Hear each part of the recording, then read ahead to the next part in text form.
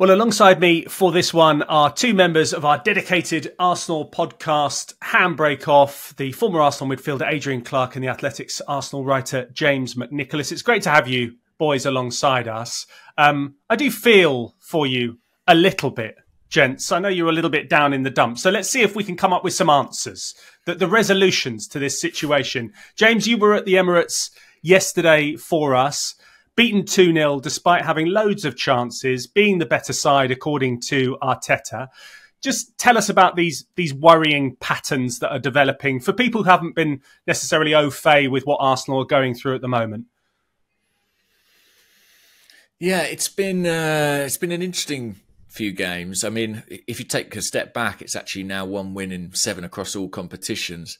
In terms of a pattern developing, certainly there was a strong sense of deja vu yesterday. I was at the West Ham game on, was it the 28th? I think Arsenal played them. And they dominated that match, had a flurry of opportunities, which they didn't take, ended up getting beat 2-0 at home. And yesterday was kind of a similar outcome. I mean, I think the second half was a much more even game than the West Ham one ever was. But in that first half in particular, Arsenal really should have put Liverpool to the sword. And they let them off the hook. They didn't.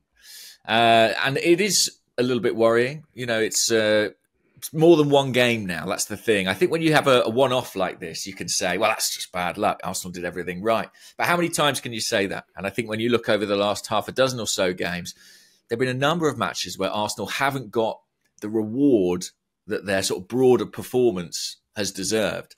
And it's been at the business end, in the final third, in the penalty box, that they've fallen short by and large. So, yeah, Mikel Arteta looked a bit concerned after the game, and he admitted in his press conference it may be becoming a psychological barrier for the team now.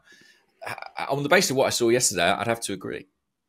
And Adrian, obviously the narrative is quite clear, and some Arsenal fans will be getting frustrated about it. Some will be jumping on that bandwagon, waving their arms and saying we have to get it done, and that is get a proper number 9. Is it too simple to say that someone like an Erling Haaland would solve this situation instantaneously for Arsenal? Not that he's going to come, obviously. I'd quite like to find out, Adam. I'd like to know. I mean, if you look at Liverpool, they've got Mo Salah.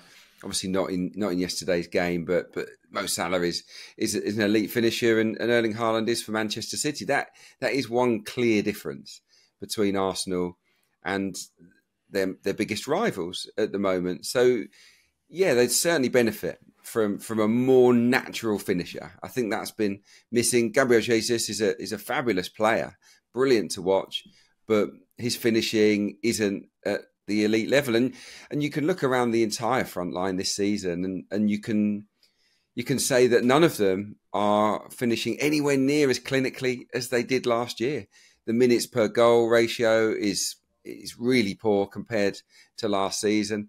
Gabriel Martinelli is basically taking 3 more shots to, his conversion rate has reduced by an incredible amount. You know, it's around 9% at the moment, but last season it was up there.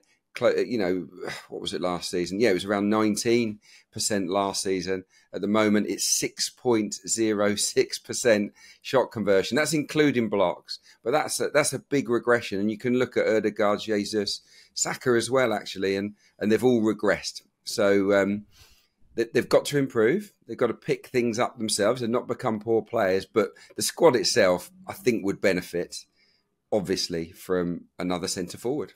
Oh, sorry, I was just going to say that on the eve of the Liverpool game, the day before, we had a press conference with Mikel Arteta, and we spoke about that regression. And it was fascinating because he said, to be honest, we anticipated it. I'm paraphrasing, but he essentially said they performed at a level last season in front of goal that isn't necessarily sustainable. And when you look at the kind of the underlying metrics, the XG of each player compared with what they actually ended up with their goal scoring tally, Martinelli was a massive overperformer. Odegaard, Saka, Granit Xhaka was another one. And he sort of suggested, look, I don't necessarily think that this was going to be sustainable. We were always going to have to find other ways to score goals to kind of keep up the pace. I suppose the question becomes, you know, knowing that and knowing that a degree of regression was sort of inevitable, did they do enough to keep that goal threat as high as it needs to be if you want to be winning trophies. Adrian, from your point of view, having been on a training pitch, having been on a proper pitch in a stadium, in these sort of situations, James mentioned about the psychology. Is it a psychological problem? Is it getting into the heads of the players, or is this just simply a blip? Is it a bad run that Arsenal are going through? Obviously, in all competitions, it's 1 win in 7.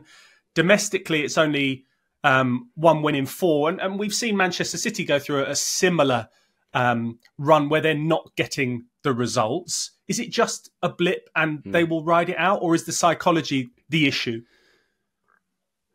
I think there is a psychological element to every footballer. There's so much of it is played in your head, and so much of it is down to confidence. And I think in the Liverpool game, you could see that when big chances presented themselves, players were a little bit hesitant. They were taking the extra touch to be sure, to make sure that the ball was set up nicely to take the strike, by which time it's too late.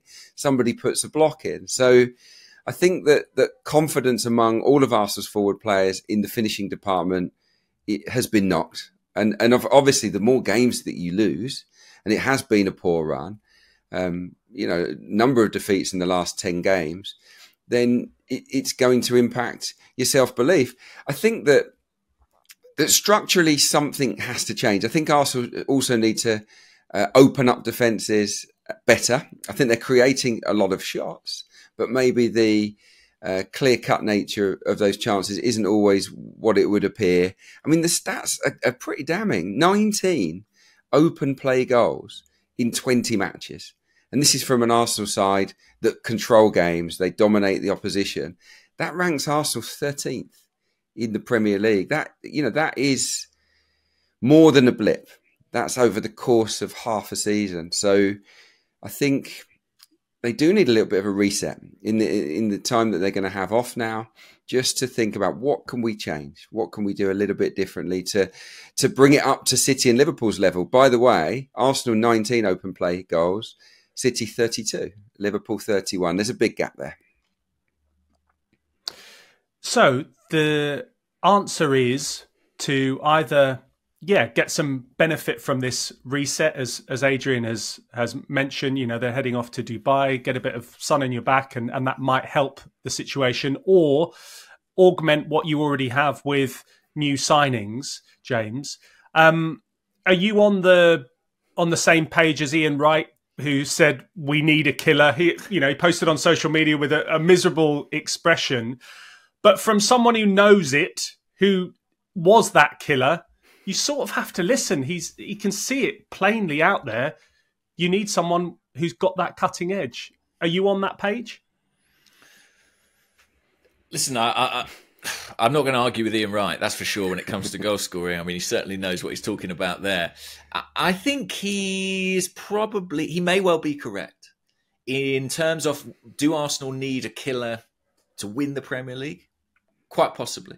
I think that they've improved in some respects this season. We're talking about this regression in front of goal, but I think that the structure of the team, the level of control they exert in matches, how they dominate territory and dominate other teams generally in games, I think they have made a step forward in that regard. But Adrian mentioned the likes of Salah, the likes of Haaland. You're competing against teams with these absolutely elite goal scorers.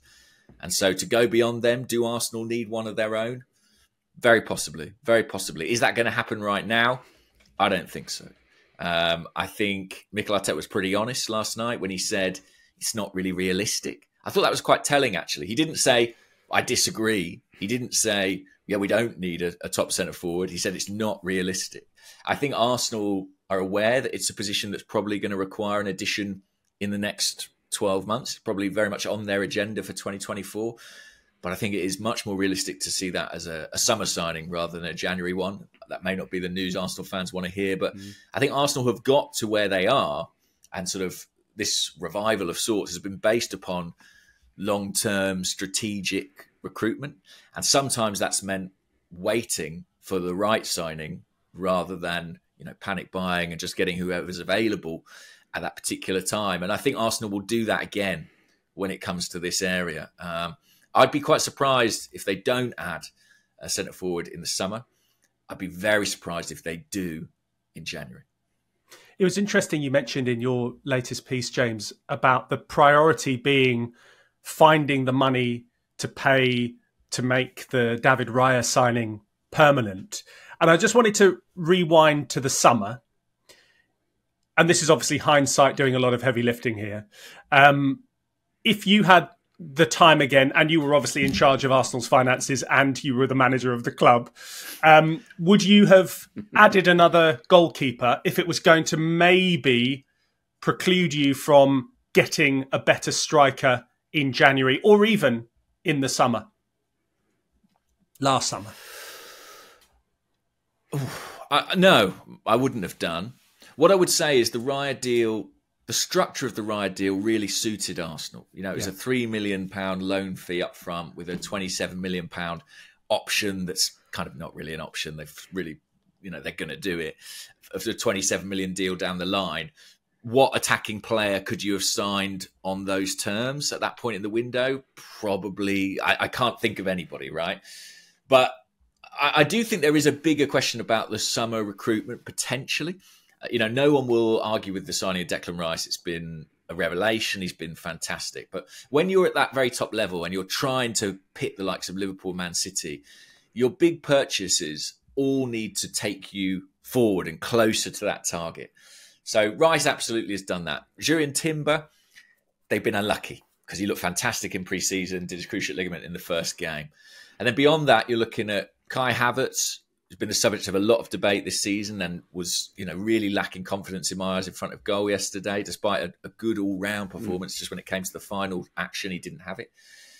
And then David Raya, who I don't think has been anything other than the most marginal of upgrades on Aaron Ramsdale. I think it's very, very tight between those two. So, yeah, hindsight is 2020, but I think at the time that some of those deals were done, particularly Havertz and Raya, there were questions from Arsenal fans. And I think some of those questions are still to be answered. We'll get stuck into the options, but Adrian, just to tee that up, do you think it would be wrong, and this is taking into all, you know, the various considerations that Arsenal have, to not strike while the iron's hot and just try to get someone in that you think might make the difference this season in particular? Yeah, it's easy when it's not your money, when you don't know exactly the budget that's available. But I think I would love it if Arsenal could get creative. And sometimes a decent player has to go in order to pave the way for newcomers to come in and potential game changers. So the only way that Arsenal are going to be in the market for a striker is if they sell a couple of players, and we all know who they might be in terms of the players that aren't in the first team on a regular basis. You're probably looking at Nketiah, Nelson, Smith Rowe, all homegrown products that would boost obviously the FFP situation. I mean, there's a Fabio Vieira, there's Aaron Ramsdale, but you need buyers, don't you? And I think that Arsenal can't bank on big sales this month unless teams come in with the money for any of these players. And if they do, and there are a couple of sales that generate, 50, 60, 70 million, maybe that's optimistic, but possibly, then maybe, just maybe, they might be able to go out and do some business for a striker. They're going to have to be creative. For me, the team needs one, but it also needs probably a central midfielder. We're a little bit light in that department. Also probably need a left back moving forward. So it isn't the only situation that needs addressing. And I go back to the original, last season, these guys were smashing in goals left, right and centre. It wouldn't surprise me if they come back and finish the season super strong. Yeah, I think that's a great point because I think really the signing question is an interesting one, but I think you have to ask, can these current Arsenal forwards do better than they currently are? And they have to, they have clear talent. We've seen it from them in the past, but right at this moment in time, they are not delivering. And Arteta's first task is to get that out of the players he has available to him already. Is that going to be enough to win them a Premier League, a Champions League? I don't know, but it's certainly enough for them to do a lot better than they're currently doing. Yeah, very quickly, on last season's front four, with Saka and Jesus and Ødegaard and Martinelli, if you're saying that's the sort of the main men in the top end of the pitch, last season, obviously a whisker away from winning the title, no one scored more than 1 in 2. No one.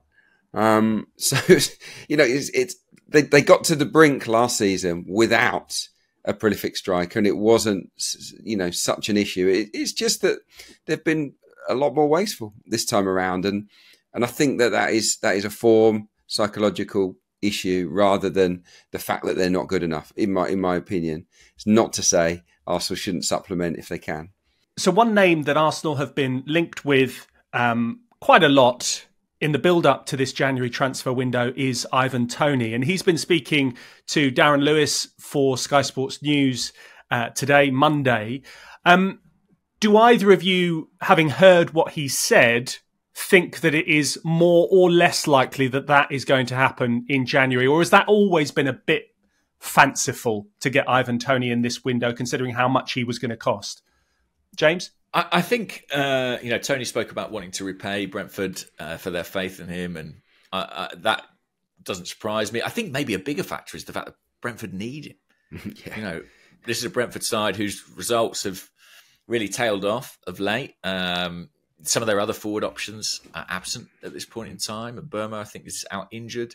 So, yeah, as far as I can see, Brentford would be crazy to let Toney go in January because it could leave their Premier League status at risk. Agreed. Yeah, completely agree. There is not a worse time for Brentford to sell Ivan Toney. It's as simple as that. And Burmo's injured. Visser's out of form. Basically, they're so short of goals. It's frightening. So, and they're conceding goals far more often than they were before. So, yeah, if they sanctioned a sale this month, I'd be staggered, given their situation. So if Arsenal aren't going to spend their way out of this situation, and that's a qualified situation, obviously it's going to come down to what Mikel Arteta can do himself to get them back on track. You spoke, James, to Arteta about coaching finishing. What did he have to say about that? And does it fill you with confidence that he's got the answers? Because he has done a lot in a relatively short period of time to transform Arsenal already. So this shouldn't be above his remit. No, of course. I mean, the coach is ultimately responsible for all execution on the field. I found it interesting because I kept thinking of Thierry Henry, and I'm paraphrasing here, but Thierry spoke about Pep Guardiola having this idea of his job as coach was to get his players into the final third. From then on, there was a certain improvisational quality to it. It was kind of over to you guys, which I suppose works very well when you've got Thierry Henry and Lionel Messi and whoever else Barcelona might have had at that time. But I asked Mikel, as a coach, when it comes to the final action, be that the shot, the final pass, is that an area where you feel you have less control? And he did say it's trickier to coach because it's very difficult to replicate those on-field scenarios exactly. Obviously, there's the kind of psychological element. Watch a player in the warm-up and he'll stick it in the top corner probably 8 times out of 10. It's a very different thing doing that in the pressure of a game. But it's not just the psychological thing, it's the positioning of the opponent, the behaviour of the opponent, the distance between the player and the goalkeeper, whether the goalkeeper's closing him down, the game state, and how that influences you in those critical moments. So he admitted actually that in terms of fixing this on the training pitch, it is quite challenging.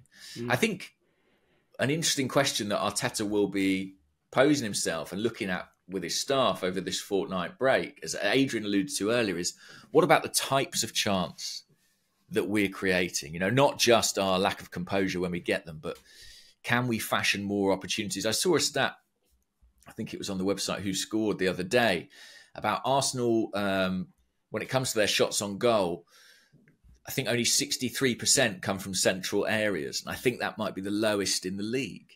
So, does that tell you something about the types of opportunity they're creating? Can they find a way to make some of these goal-scoring chances easier to take for their players? it's a really fascinating question. And what I would say is that although the last few games have sort of prompted all this analysis over the finishing, I think it'd be remiss not to say that actually among Arsenal fans in particular, the attack has been a sort of ongoing discussion for much of the season. And people have been saying, are we going to click into gear? Are we going to click into gear? And to a certain extent, some of these numbers we're discussing now have been a little bit obscured maybe by an outstanding set-piece record. Arsenal have been brilliant scoring goals from set pieces. Now, when you don't manage to do that, some of these other elements are exposed. Yeah, I don't want to disagree, too much with Mikel Arteta. He absolutely knows what he's on about. He's a brilliant coach. But I would disagree to a point, because I think that finishing is about repetition. It's about, mastering your technique in those situations. And the more that you work on it with individual players, they should get better. And I would imagine they would get better. So I think that there has to be a lot of work on that. I always think opposed training sessions are more valuable, whereby you put the front six up against Saliba, Gabriel, up against Zinchenko, up against these guys, attack v defence over and over and over again, just to see what they can conjure up, to see, to work on moves and patterns that they can undo their own defence with, and in which case then they'll be able to take that forward. I also feel that this season, the structure of the team, Adam, has been built around giving the ball to Saka and to Martinelli from central areas and saying, go at them 1v1. And they're very good at it. But for me, Arsenal really lack the variety there where fullbacks or midfielders come out and join in and create 2v1s, 3v2s, quick little triangles in the by the corner. That was the cornerstone of their success last season, and it feels to me as if that has not ground to a halt, but it is less a part of the fabric of this Arsenal team than it was. And in my view, and I think a lot of Arsenal fans' view, that is a backward step rather than a step forward. Even though I get the desire to release Saka in 1v1s, he can't do it all on his own every single time. So, yeah, I think there's a lot to work on the training ground. Actually, it's not solely an individual issue where just pick your confidence up, you'll be fine. I think there is work to be done.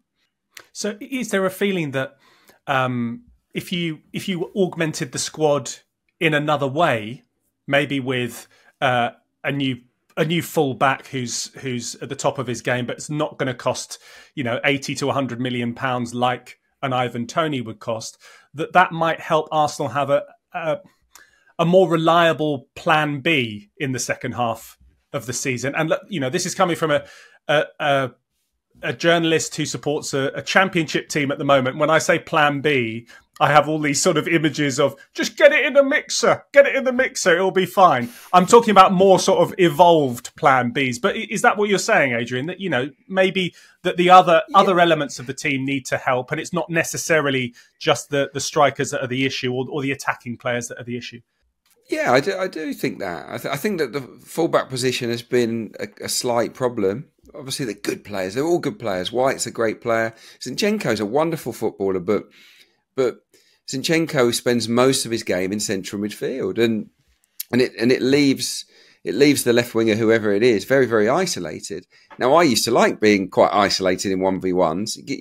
It's kind of what you want often, but if that's what you do over and over and over again, teams find ways to stop it, don't they? They create, they double up and they shut those players out. So yeah, I think encouraging White to renew his sort of chemistry with Saka in forward areas would help. I also think a different style of left back would help. Someone that can fly around on the outside, deliver real quality from the left wing, and be a solid defender would benefit the team. Who that guy is, I'm not quite sure, but I think every squad needs different types of players. You can't all be the same profile.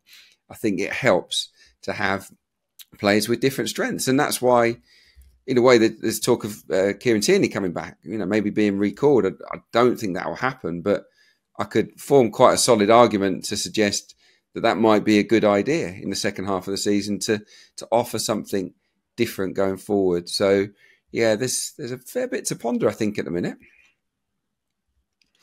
Well, up next, we're going to just assess the mood at the Emirates among the fans, because even though they're still competitive, yes, they've gone out of a cup competition, there were a few boos. We'll discuss that next. So after exiting the FA Cup to Liverpool with that 2-0 home defeat, there were a few boos at full time. Adrian, were you surprised to even hear some boos at full time, or does that not really surprise you at all, knowing that the Arsenal fan base, as you do? It surprised me a little because the Emirates Stadium fan base have been very supportive to Mikel Arteta, to the players. It's been an overwhelming sort of tide of support ever since the start of last season. They love the team and they love what they do. I know that it's a cup game, so there was more fans maybe in the stadium that don't have season tickets, that maybe don't get to watch as often. And maybe that was part of the reason why, because I mean, no team, what's I can say? Every team has to accept that you might get booed from time to time if you play poorly. For me, the first half was an excellent performance. I thought Arsenal were brilliant for much of that first period, and deserved to be 2 or 3 goals up. In the second half, it tailed off, and Liverpool shaded it for sure. I didn't think that was a performance worthy of boos, but when you've got back-to-back games at home where you haven't scored, there's going to be frustration. But my honest take is that the regular fans at Emirates Stadium are still very supportive of the manager, of the players, of the team. But online, on social media, it can be a different story. And I'm getting messages from people that aren't happy with the manager, and I find that very strange given how much he's improved the team. The first sign of a wobble, it's not the time to get on everybody's back. In my opinion, I think it's time to double down on your support and get behind the boys. James, are you one of the double downers? Well, I wasn't one of the ones booing, if that's what you're asking. There was some dissent. There was some unhappiness at full time. I think that, the FA Cup, in many people's eyes, is not what it was. But I think having lost a couple of games in the Premier League, it was quite important that Arsenal had some silverware soon. I think given the level of investment, it's really the next step for this manager and this squad. I know he won the FA Cup in 2020. Actually, Arsenal's record in it since then is pretty poor. I don't think they've been beyond the fourth round. Been out to the likes of Nottingham Forest. They were a bit unlucky, drew Man City away. Last year, went out in the 4th round. Liverpool in the 3rd round this year. I think when you are a club who spend as much money as Arsenal do, who have a good squad, maybe not as deep as some would like in some areas, but a good squad, you need to be pushing on into the last stages of these competitions. And I think that probably will have been the source of a lot of people's frustration and disappointment. I also think it's just been a bit of a roller coaster. I mean, Christmas Day, Arsenal were, in the FA Cup draw and top of the Premier League. And now, a couple of weeks on, they find themselves 4th. They've got Spurs breathing down their neck, theoretically, in the Premier League. They're out the FA Cup. That's one chance of silverware gone. I think the speed of the emotional plummet has contributed to some of the unhappiness that we're seeing. It's been a shocking couple of weeks, hasn't it? It's been terrible, James. It's not... Listen, start as you don't mean to go on about the new year. It's been awful. So the only way is up, I guess. And I'm sure all the Arsenal fans wish they were joining the squad in Dubai for a bit of a break and some winter sun, frankly. I think it's the only thing that makes me feel any better. I'm available, yeah.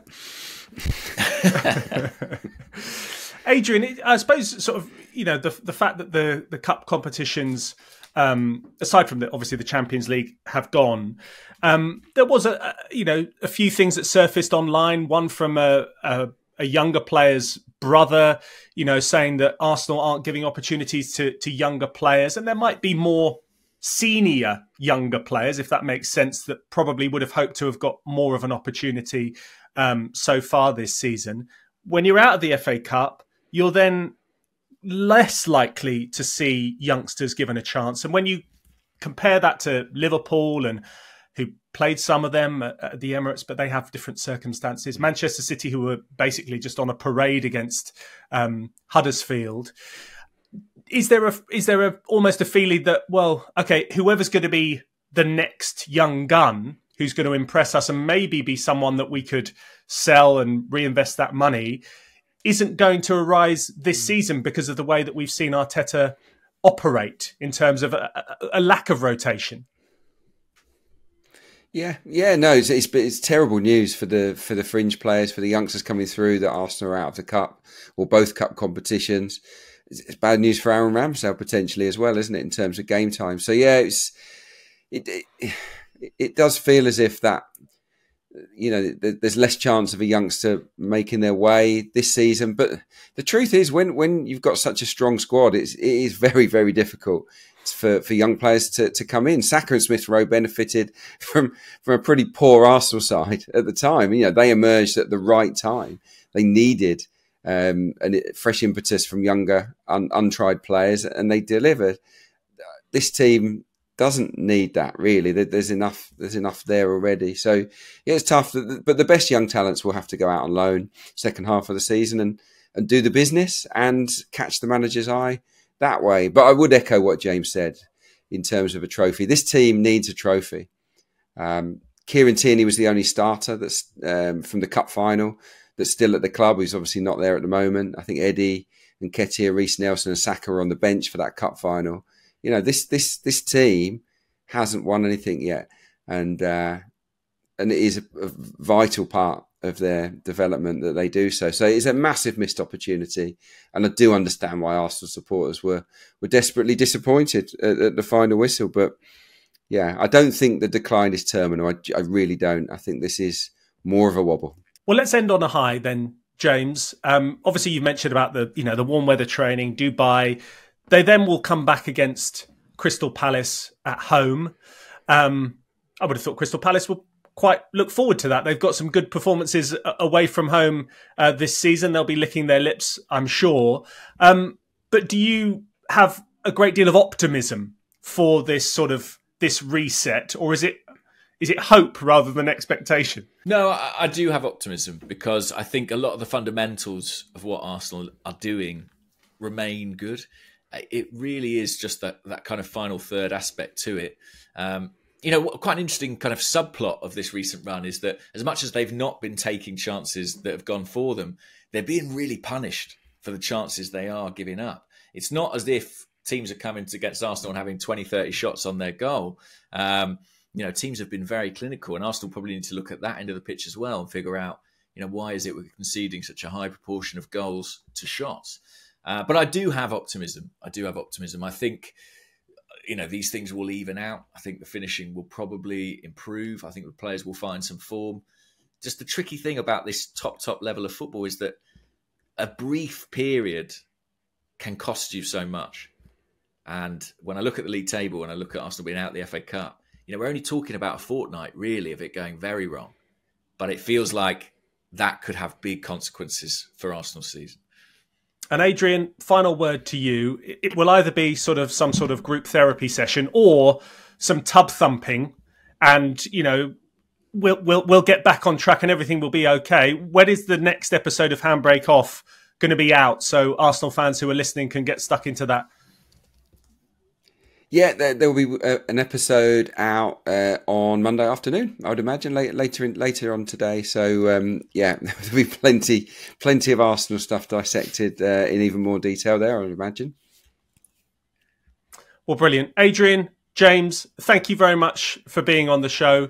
Take care, and fingers crossed for you, for your Arsenal hearts, that things turn up well. For everyone that's listening that are rivals to you, they'll be hoping that your misery continues, I'm afraid to say. Do remember to rate and review this podcast if you're enjoying it. And if you want to subscribe, there is a current offer on of just $2 or £2 a month for 12 months if you want to become a subscriber to The Athletic. Go to theathletic.com/football pod. We will be back tomorrow. Thanks very much for listening. If you like this video, click subscribe for more content like this. We'll be joined by the likes of David Ornstein, Matt Slater, Adam Crafton, Carl Anker, and plenty more through the season to bring you the inside track to the biggest stories in football. If you'd like to listen to the full episodes for free, search the Athletic Football Podcast wherever you get your podcasts from.